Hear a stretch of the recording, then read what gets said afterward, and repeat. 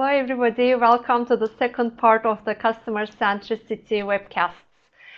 Today, I have a very exciting speaker again with me who is going to talk about change and who is also going to take us through how to turn great ideas into actions.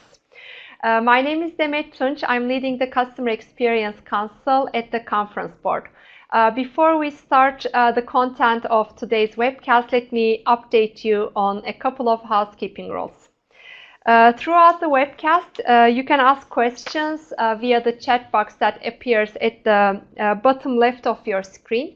Actually, this is going to be a very interactive webcast where we're going to ask you to participate by answering the questions. So we encourage you to give answers and to participate as much as you can.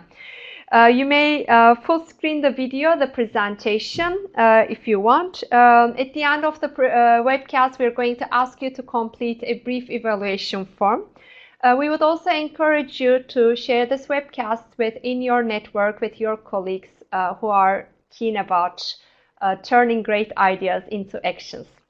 By participating to this webcast, you can earn CP credits. There will be 3 pop-up screens throughout the webcast, which you need to type in your name. All right. Today, I have Harley Lovegrove. Welcome, Hi. Harley. Hi. Harley is the chairman of the Bayard Partnership. He's got many titles. He's an entrepreneur. He's a businessman. He's a passionate change leader.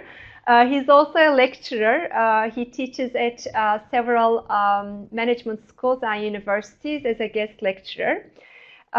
He's also an author. He has written 4 different books, Making a Difference, Inspirational Leadership, Transition, and The Change Manager's Handbook, which is one of my bedside books that I really like.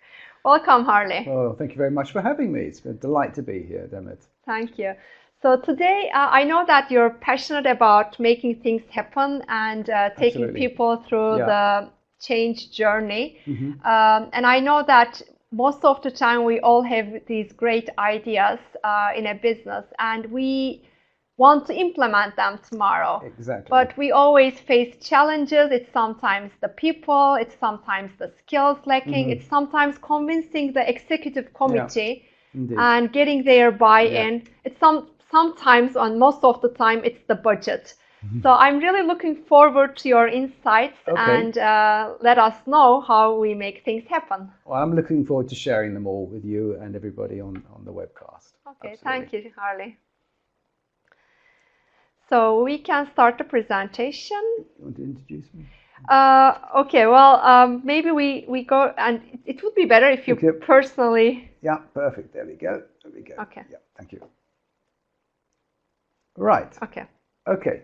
So I'm Harley Lovegrove, as said, and I want to share with you about how to turn a great idea. So we all have great ideas, but how do we make them real? How do we actually bring them about? So, well, first of all, I want to show you a photograph of a composer called Jean Sibelius, who died in 1957, which coincidentally is the year I was born. So I've chosen this little picture because it shows something about me in the sense that I love music, I love classical music, and I also love photography. And so in this picture, I have one of my favorite composers of all time and a great photograph taken by Karsh.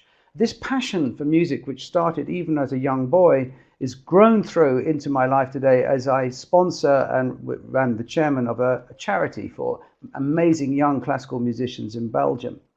And here's a picture of the musicians all working away and getting ready for their concert. Now, why am I saying this? It's because I think it's interesting. If you want to get an idea into business, you want to get people, you've also got to take the time for them to get to know you and to communicate on a personal level. So at the end of this webcast, people will know not only that Harley Lovegrove has written books and he's done these things, but maybe they will also know a little bit about my passions. And those are the things where we really connect as human beings. And one of my passions is not only creating music, but how do we reproduce it? I'm even actually a director of a loudspeaker business as well. And so my most important passion, because it's coming up very soon, which is my holiday, And that is my 1966 MG car. And that's driving around Europe, taking me wherever it can go with a little tent and being out in the wild. And there I get the ideas and the creativity to prepare lectures like this. And when I'm not doing that, I'm at home with my wife, who's a veterinary surgeon. And when I'm not with her at home, I'm in my private office writing lectures, books, and solving very complex problems. When I'm not doing all of this, which is actually, as you were saying, Demet, is that I'm actually the chairman of the Bayard Partnership, which is a group practice, a small group practice of project managers and change managers. And these people are the people who will join your clients and the viewers on this webcast into helping them turn their ideas into reality. But let's get a little bit more towards what we would call, customer centricity, customer focus, and make the link with that point. Now, when I was young, in 1975, I was intrigued with a pop group, which some of you might know, called the Pink Floyd.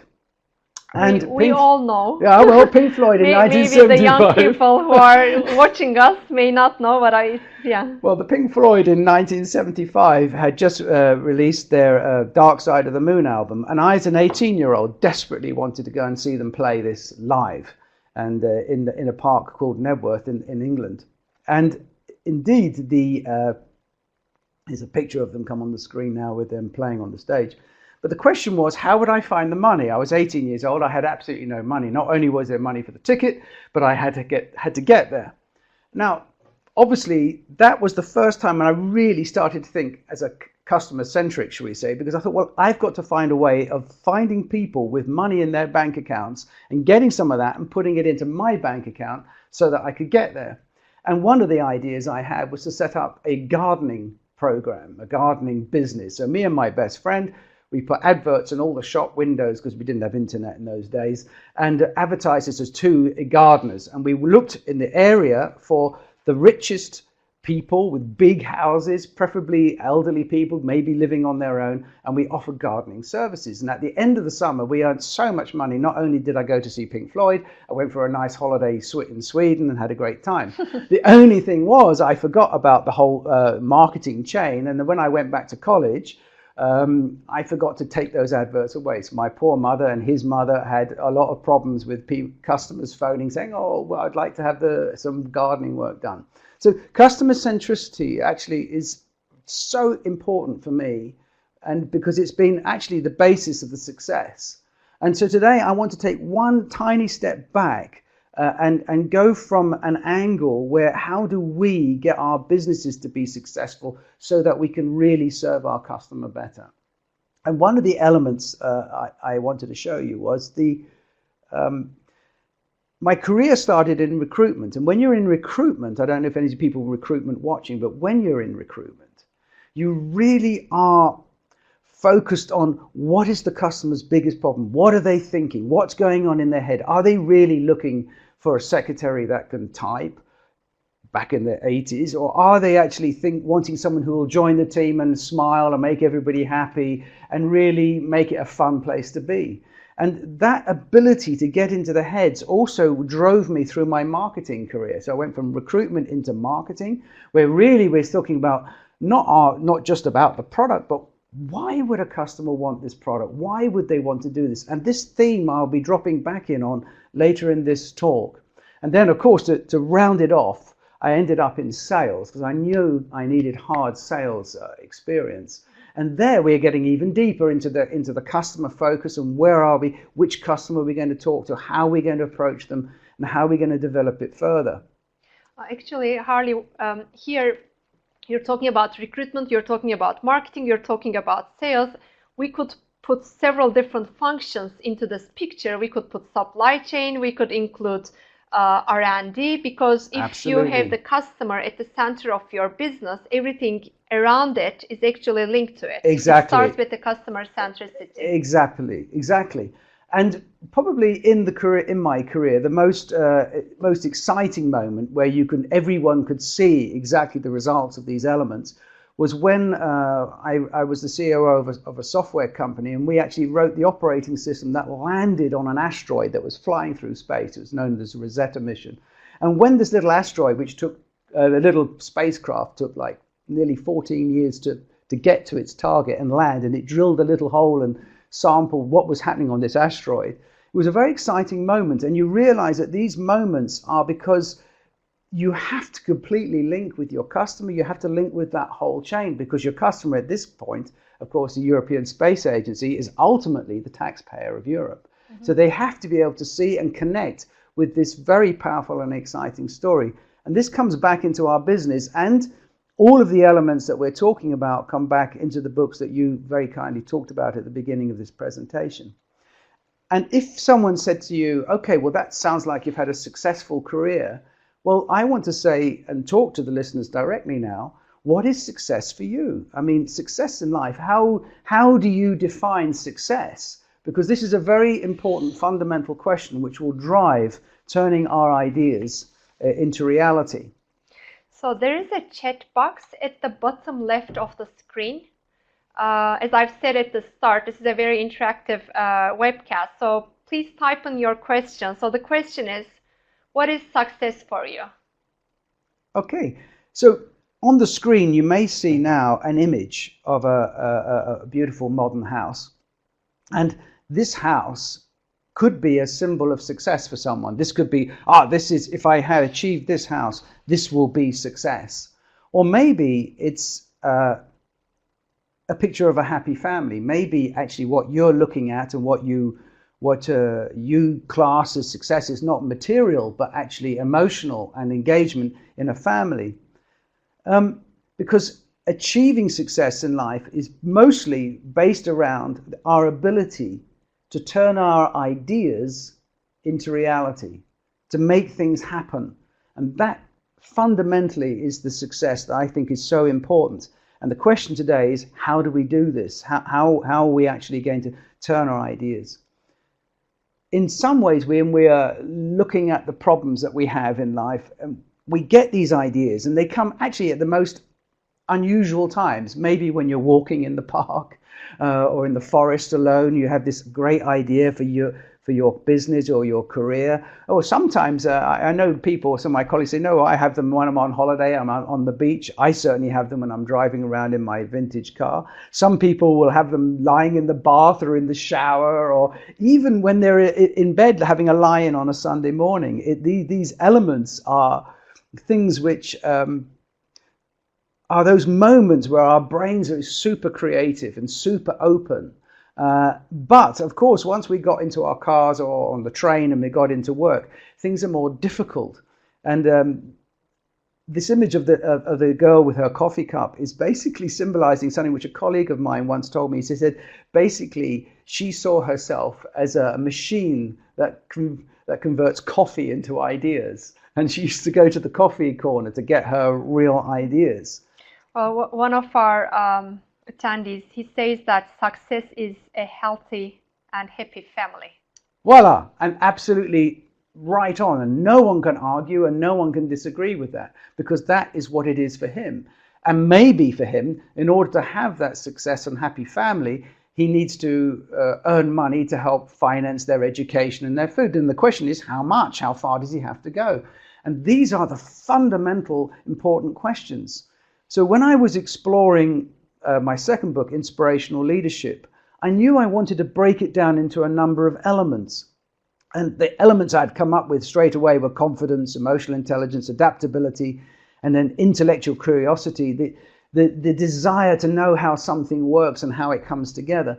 But then the last one I was thinking about was pragmatism. And I thought, well, what does that really mean? Because what is pragmatism? And I actually researched pragmatism, and I came very quickly to a chap called Charles Sanders Peirce, who is a very famous mathematician. But actually, even in the early 20th century, late 19th century, he was a scientist also, and a philosopher at the same time. And he came up with a word. He actually invented a new philosophy called pragmatism. And today we think of pragmatism as hard doing things, but actually it's a philosophy. And he said that pragmatism is to make something real. And this is a vital, vital element of our story. because if we're going to make something real, we have to deliver it. And if you think of the great leaders, that we all have our own archetypal ideas of great leaders, you can't think of a leader that never delivered something, that never achieved something. They've all achieved and done things. So in our lives, in our business lives, in our commercial lives, we need to be, obviously, inspire other people, and at times we need to show leadership. But it's no good just having this great idea. We have to make it real. So pragmatism is the vital element. One of the participants, there's a great saying here. He says, success, achieving the better version of myself. Wow. Wow. That's nice. Huh? It's nice. Which causes, supports, and motivate others to become the better version of themselves. Wonderful. And that's great. I mean, at the age of 62, I'm still trying to develop and go further and forward and improve. And one of the things here, so let's see how we can take this further forward, because turning our ideas into reality can be a really challenging, I'm sure everybody is aware. And the element I want to ask is this. How are we going to turn this into reality? Where do you start? Yeah, exactly. What are the elements? And here I've got a cartoon made by a good friend of mine called Manuel Balou, who did all the illustrations for my book, Change Manager's Handbook. You'll recognize this. And here is the picture of our Stone Age cavemen. And here's the young punk with his round stone coming along saying, listen, I've got this great new idea, and the caveman is saying, okay, clever guy, but you'll still need to carve wheels out of that. Now, obviously, he hadn't worked out how he was going to fix it to the truck, and even if he had, it probably wouldn't have been very successful. So the question is, how are we going to make this thing happen? And this is where I want to start our first workshop, because I'm sure that our viewers will have ideas and they'll have challenges, and they will all be different. And I would like to ask them a really single question. Imagine that you have a really great idea. It's really the best you've ever had in your career, and you really want to implement it in your company. It's going to be great for you, it's going to be great for the client, it's going to be good for the customer. Let's not forget the customer in all of this conversation, and it's something you really want to achieve. My question to you is, what would be your single biggest challenge in your company to getting your idea implemented? If you could use the chat, and then and we can see. So write down, what would be that single biggest challenge for you? If you've got more than one, by all means write more than one. But let's begin with the first big challenges that you are likely to face. I have a great idea. But. Exactly. But. What's the but? Yeah, exactly. Sponsorship. Sponsorship. So what do we mean by sponsorship? Do we mean buy-in from people, or do we mean finance, money? Well, those are two different elements, of course. Yeah, sponsorship. Getting senior leadership to go from okay to funding. I mean, getting the senior leadership even excited about the idea is difficult. Our caveman picture shows this very clearly too, indeed. So what else have we got? Anything else? Change management. That would be the biggest challenge. Okay, so that change management, whoever contributed that is probably saying that even when they've got the idea and they're starting to implement with a project or something, that people are not really buying in. And that's an extremely, extremely difficult issue. And the good news is that more and more leaders are seeing the importance of that, and that's reflected in the sales of my book, The Change Manager's Handbook, and other great literature on that, and trainings that are starting in that area. Another answer that comes is buy-in.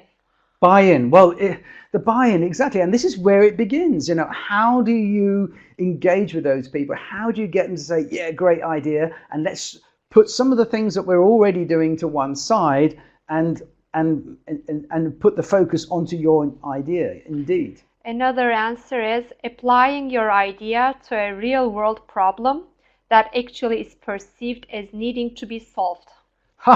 I watched than on BBC, and Yeah. so many people come on with brilliant ideas, but that don't actually solve a problem that people need solutions for. Well, that is This is absolutely This is great. right. You have a great idea, but what is it for? Exactly. And so therefore, it's all about this word pragmatism again, to make something real and to make it worthy and realistic. Okay. And any more coming in? Yes. Selling a key change over multiple other ongoing or planned changes. This is a really vital thing, because yours is not the only idea in the company. The finance director wants her dashboards and automated reporting systems. The marketing director wants something else. Yours is just one of many. So how do you make it real? And that's what we will have to address. And I think this is when we're children, we're very good at this, We're very good at actually spending a lot of time in planting our seeds. But somehow when we become adults, we suddenly think that everybody's going to be professional and rational and look at the business case and decide. It's much more difficult than that, indeed. Hidden agendas. Hidden agendas, yeah. The hidden agendas, aligning our agenda with people's hidden. A hidden agenda is not always an issue if it's not blocking your project or not potentially blocking. But if it is, then yeah, you have a big problem on your hands. Well, Harley, we have a very interactive audience. Great. They actually started to communicate amongst themselves, so they are replying to each Great. other. Good. And all of these are going to be Not captured. only to your question, they are interacting with each other. That's great. So that means that, we will capture all of them, so they can keep going, because we will capture them all in this webcast. I believe your technical team are working behind the scenes on capturing them all. So that's good. Let's. But no, here there's something. Nobody mentioned my boss or my manager. Well, they said the stakeholders, and you could assume, but it's an interesting one, because a lot of people write my boss will be the biggest block, but maybe they're worried about their name becoming on the interaction. That's but right. My boss is often the way. It is my boss, indeed, because we have our KPIs and we have our expected delivery. Okay, so I would think this is a nice introduction to where we are, but we've now got to start moving beyond this. The thing is, generally, the technical side of turning an idea into reality, into a result, into something that adds value, is generally, although it can be complex, it's normally the easy stuff. The real problem are the people. And I think all of the challenges that we're getting from our participants are about people. Ultimately, it's the people. And, the further you go up in an organization, the more and more people act like this child on the screen, this 2-year-old child. Now, this 2-year-old child is having fun in the sunshine, probably someone spraying him or her with water, and he's so excited he's even licking up the water drops in his mouth. But what we know about this child is that within a few seconds from this picture, probably they're going to start crying or getting bored or getting angry or upset. They have a very short attention span. And the funny thing is that in our businesses, we have exactly the same problem. We have the leaders at the top with very short attention spans. And if it takes us too long to explain what our idea is, we've lost them. So let's look at this time is precious element that we hear about all of the time and convert it to something. Imagine, in order to get your idea sure of being implemented, you really want to go to the top of the organization. You want to go to the CEO. Well, everyone wants to go to the big boss. Let's assume for one moment that we've got a company with 15,000 employees, plus the management team and whatever. Okay, just as an example. Here I've got a little triangle on the screen. And here you see the employees at the bottom, 15,000, the management team between 150 and 400, and then the senior management team between 20 and 40, and then the CEO board could be anything between 4 and 12 people. Well, from a CEO point of view, he or she's got to manage those 4 to 12 people. And you can tell that the 4 to 12 people actually can be difficult to manage in itself and can actually even be a big challenge. If any of you, if you've ever tried to manage 12 people, it's quite a lot. So underneath that, the CEO's also got to manage the senior management team, which could be as many as 20 to 40 people who all want to see him, all want to discuss with him new ideas, all the rest of it. And on top of that, you've got the management team of that organization, which could be up to 400, and they certainly want to, if they can, to talk to the boss. And then you've got all the employees given half a chance. They want to complain, they want to celebrate, they want to get attention. And then if you add all of those things... Plus the customers. Exactly, plus the suppliers, plus the customers, plus the press, plus the trade associations, plus the trade unions, you've basically got about a 65,000 to 1 ratio on a 15,000 employee business. So what makes your idea so good and so precious that it needs to be presented at these top levels? And that's the way we need to think about it. So in order to be successful, we can't just focus on the top. We've got to focus on our stakeholders. And the problem is that too many of us are focusing on a very narrow group of stakeholders. So this entices a question, basically, what is a stakeholder? And I think there are a number of different interpretations, but for today's webinar, I would answer it in the sense that a stakeholder is anyone who our idea impacts on. Or if you want to be a little bit more specific, a stakeholder could be anyone who can help or block our progress.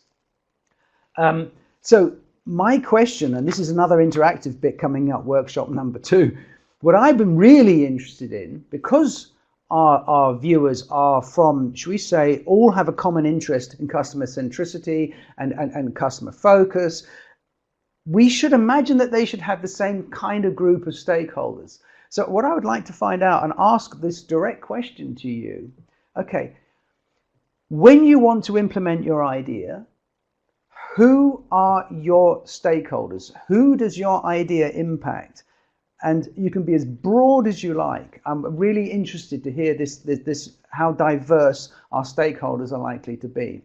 So, and then if you can put the many as you chat box into your can into the chat box, I think it'll be interesting to see which ones we might be missing out. And I can imagine that some of your participants will forget some, which others will be writing and thinking, ah, yes, indeed, that's an important stakeholder. Shareholders.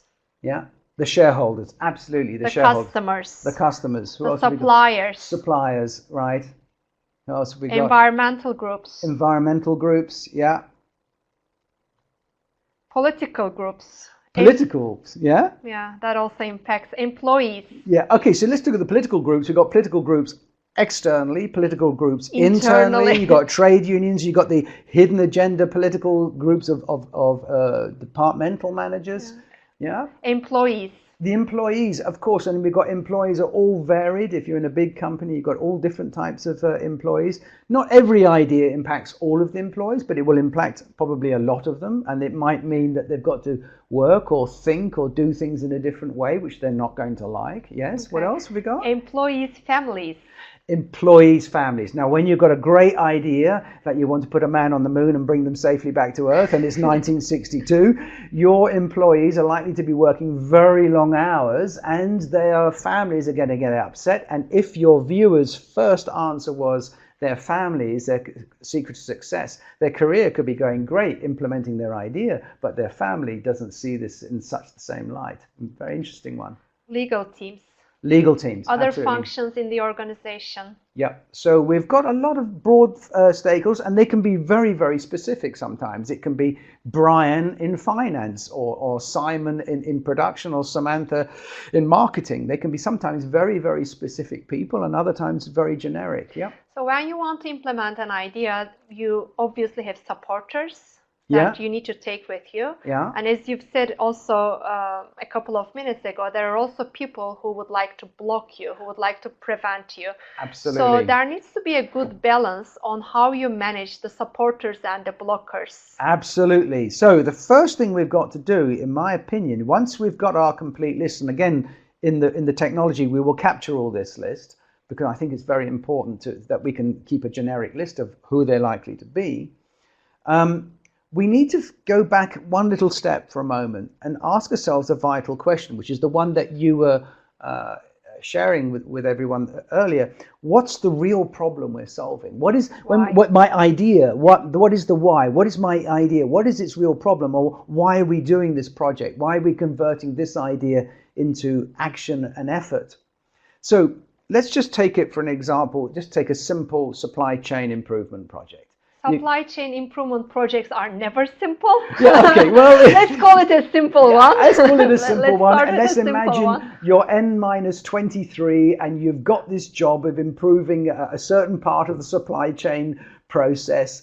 And yes, okay. And someone says, what are you working on? Well, I'm working on a supply chain improvement project. How boring is that? On the other hand, if we think about it in terms of different stakeholders,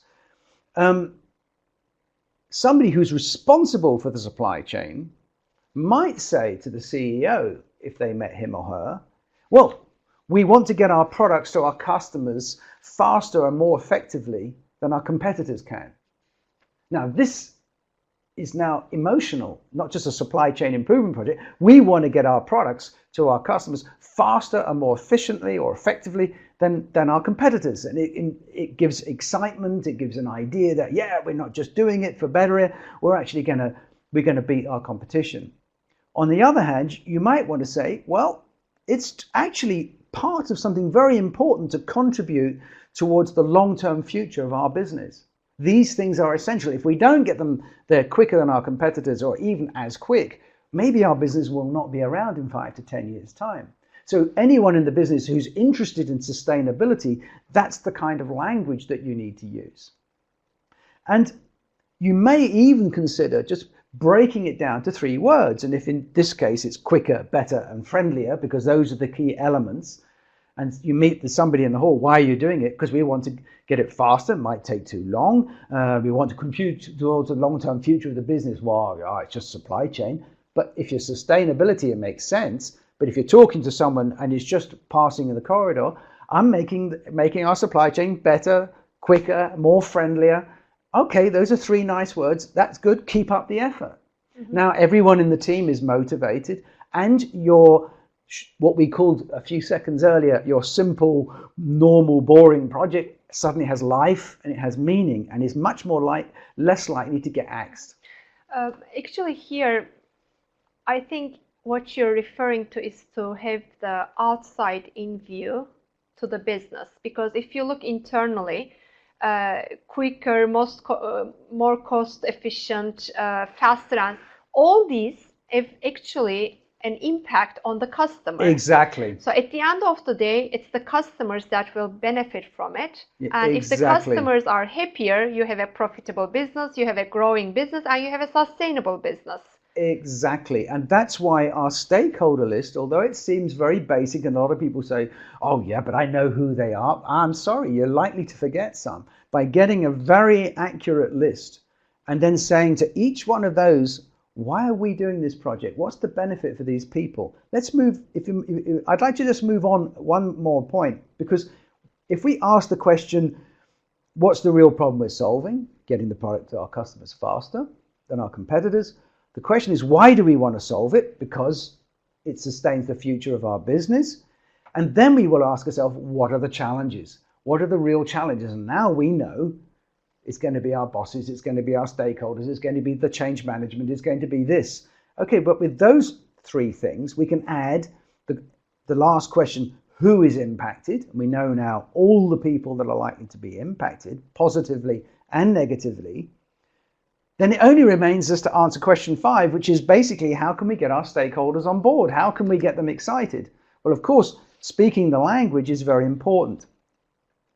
So then people also need to see a benefit in this change. Absolutely. For themselves, for the business. Exactly. But at this moment... And what if they don't benefit from it? How would you get them on the boat? Yeah, exactly. Well, this is a point I'm coming to in a moment. But at this beginning, where we get our idea and we want to convert it, we know now what the challenges are likely to be. We know who the stakeholders are. But what we need to know is, what are these stakeholders thinking? What are they actually busy with? What are their concerns right here, right now, at the beginning of this project? What is their mood? And what is their mood likely to be during the lifetime of the project? So if, for example, you know your project's going to go towards Christmas, well, maybe for the financial department in your company, they're mostly concerned about year-end closing and these things, and not necessarily your project. And what would they likely ask or say now? or at any given point in the project. And to do this, I've invented something called the mood matrix, and this will help hopefully our listeners and followers on the mood matrix. Because the mood matrix is a very simple chart that basically includes all the people that are impacted by the change, our stakeholders, which we've now collected, and it charts what they are thinking and feeling and what they're likely to ask or say at any given point, because it will cover the lifetime of the project. Now, on the screen now, I'm just showing a very basic, simple little chart. It's not filled in. It's typical for an IT, SAP implementation, or whatever it would like to be, a technically driven process change or whatever. You have your project phases from the preparation phase right the way through to evaluation. That might be a 6-month or a year or 18 months, whatever. And then we have on the left our target groups, our stakeholders, end users, key users, process owners, leadership team, business, processes, customers, suppliers. And what I'm basically doing is I'm getting that list and I'm starting to fill in by anticipating what are they likely to be thinking or saying. And if we zoom in on the leadership at the beginning of the project, what are they likely to be thinking is, why now? Why are we doing this? Who's the project manager? What, how will it affect me? Should I support it? Can't we put it off to another time? And all of those things. And what we want them to do is to be excited about it.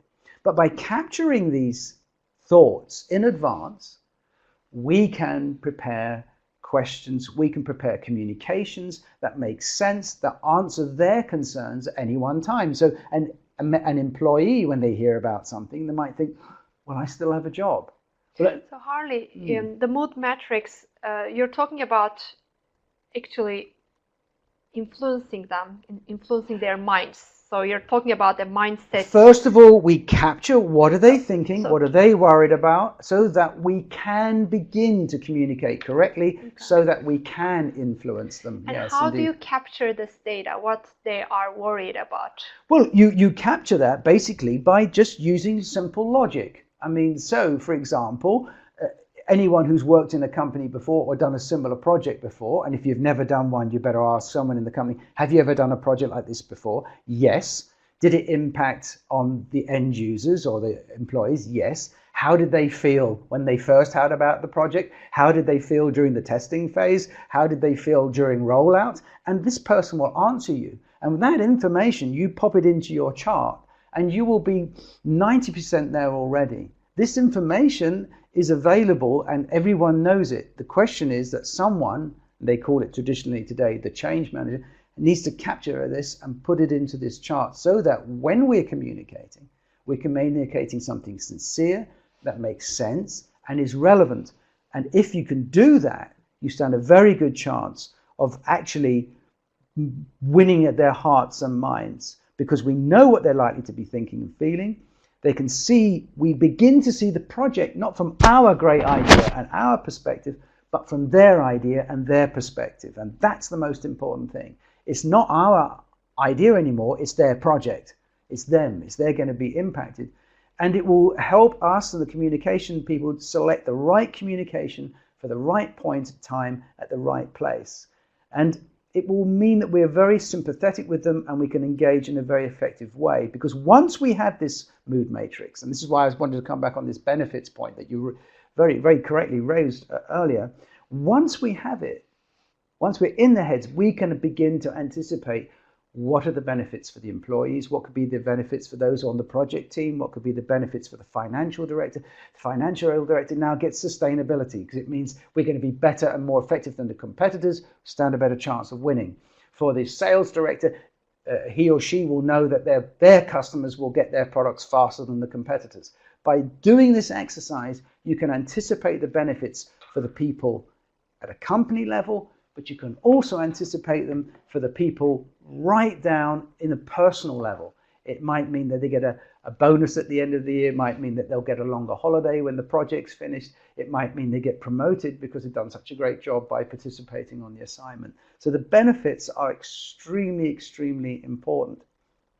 So creating the concept or creating the idea to win requires a lot of pre-work to be done properly. Yeah, and the more you do, the smoother your project goes. And that's why sometimes in the beginning you need to get someone to help you to do this alongside parallel. And it doesn't need to be done by a rocket scientist. It could be just even one of the juniors in the project can pick up my mood matrix, see the rules and how you do it, and can really be very effective. Because what we're doing is, because we have to turn our idea into reality, we're looking at all the questions we've looked at before, but question 6 is, what are the benefits for the business and for each of the stakeholders, for the business and for them personally? And that will address their hidden agendas. Because if they've got a personal benefit, then that may override the hidden agenda.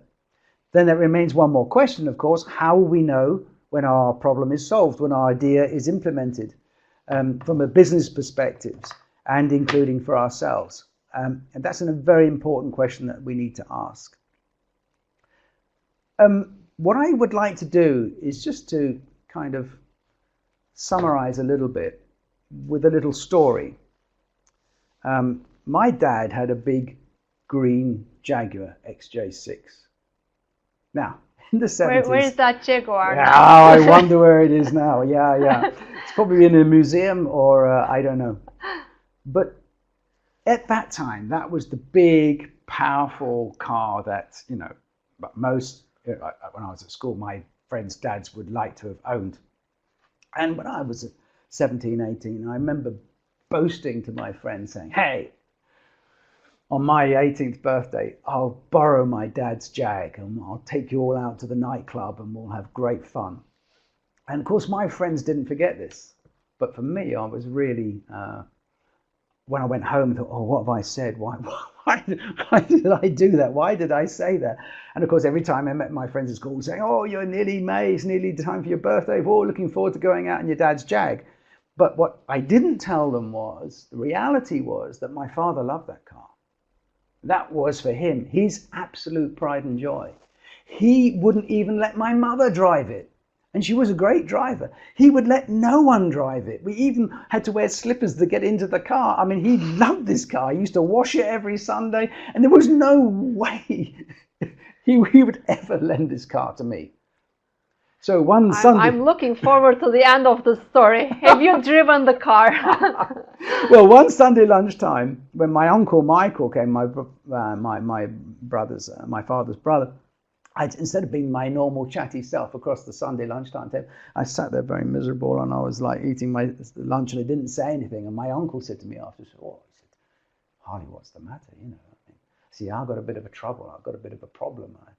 And he said, yeah, tell me, because he used to love showing off that he was in empathy with me.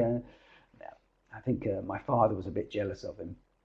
Anyway, one day Eddie was asking me this, and I said, well, actually, I've bragged to my friends at college and school that I'm going to borrow Dad's car on my 18th birthday, and we're going to take them out night clubbing. And he said, you did what?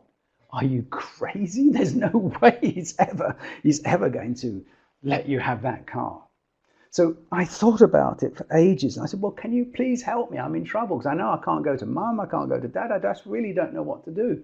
So here I had this crazy idea. It stands no chance of flying. There's no way in hell my father's going to lend me that car. But I've got 3 stakeholders. I've got my uncle, who wants to help me to show me what a great influential and great guy he is and to be a hero. My father, who just wants to do everything possible to make sure it never, ever happens. And my mother, who's probably mostly concerned about the fact, well, I'll probably kill all my friends in this car, and then it'll look bad in the newspapers, and what a terrible thing this would be. So 3 very different stakeholders, all with a different opinion. Now, how Michael did it, we don't really know, but they got their heads together, they got into some kind of meeting, some kind of conflab, and he came up with this brilliant suggestion, which is actually even better than what I could have ever possibly hoped for. And what it was my uncle's hidden agenda was he always wanted to drive a limo. So what he did was, by careful manipulation and negotiation with the other steering committee members, was to say, let's rent a limo and I will take Harley and his friends to the nightclub in the chauffeur-driven limo, and bring him back safely. My mother bought in, my father bought in because he was just writing out a check and his car was locked up safe, and I had the time of my life. He even slipped a bottle of champagne in the back. But you didn't get to drive the car. No, I never got to drive the car. But when I set up my first big successful business, the first thing I did was go out and buy a Jaguar 420. All right. Well, Harley, thank you very much. So there's a lot to take in this conversation. I think the main one is first to manage properly the stakeholders when you have a great idea. And it's good to hear that actually there's a structural form of approaching this, which is the mood matrix.